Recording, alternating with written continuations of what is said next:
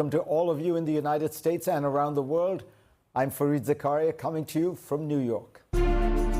Today on the program, as Ukraine's offensive abilities get better, causing untold damage to Russia's economy and Muscovites' sense of safety, we'll get a read on the sentiment in Russia. Are the people, especially the powerful ones, ready to give up on this war?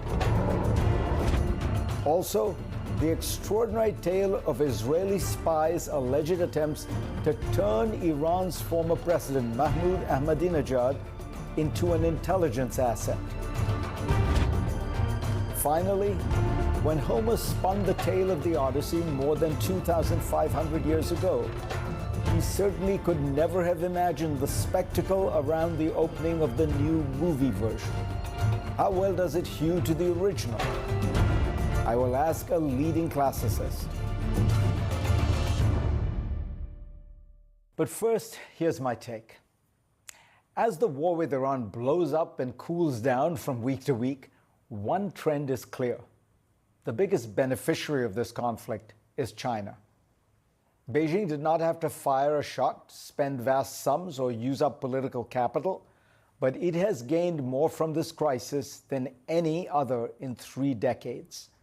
The war accelerated 3 of China's long-held goals: a Middle East less dependent on America, a world more dependent on critical Chinese technology, and a reputation for Beijing as a serious and steady world power. Beijing has not tried to replace Washington as the Middle East's military guarantor. That would require expensive commitments. Its aim has been simpler and more subtle: get Gulf states to detach somewhat from the American orbit. Donald Trump is doing much of that work for Xi Jinping. America's Gulf allies have watched as Washington waged this war in chaotic fashion and with little regard for the damage inflicted on their cities, infrastructure, and economies. The Gulf is now dividing into 2 camps.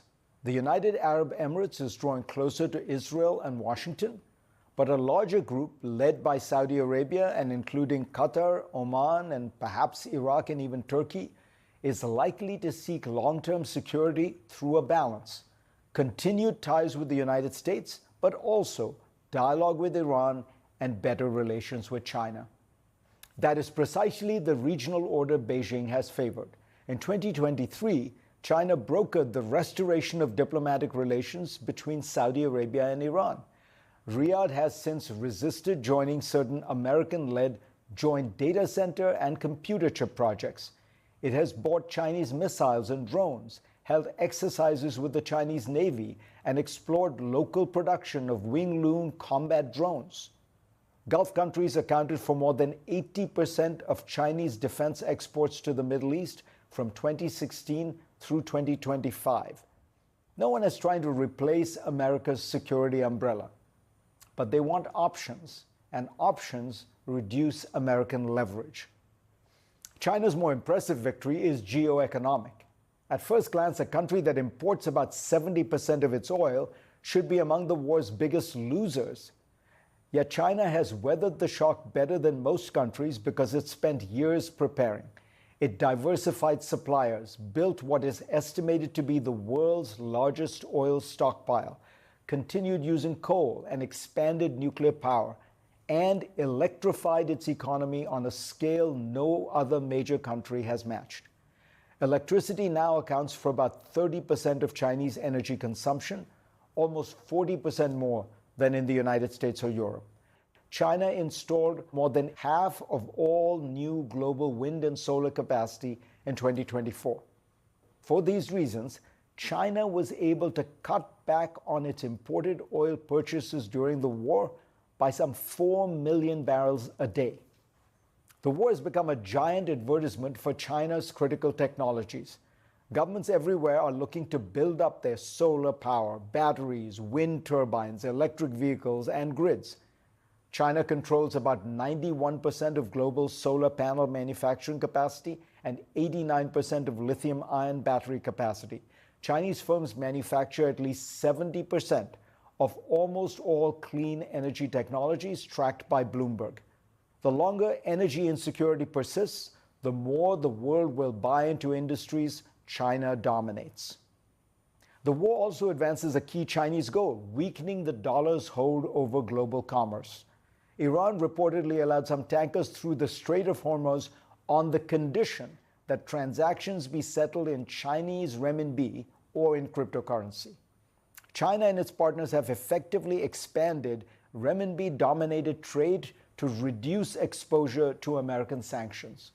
The shift will be gradual, but the trend is now unmistakable, away from dollar dominance.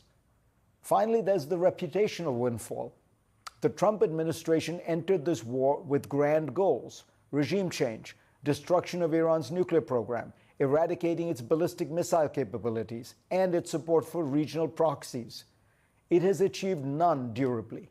Instead, it is now hoping simply to open the Strait of Hormuz, which was open before the war began.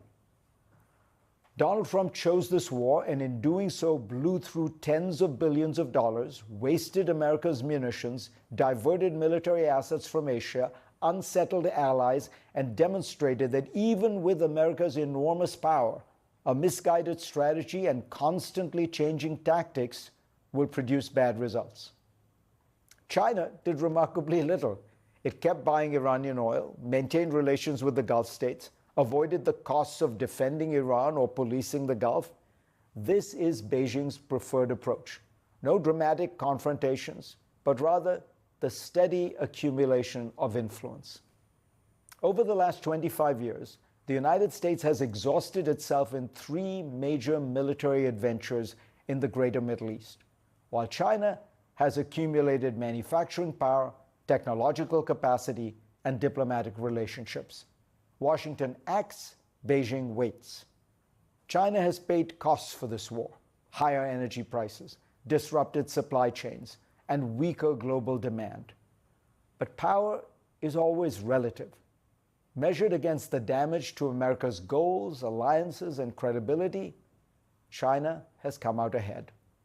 Go to FareedZakaria.com for a link to my Washington Post column this week, and let us get started.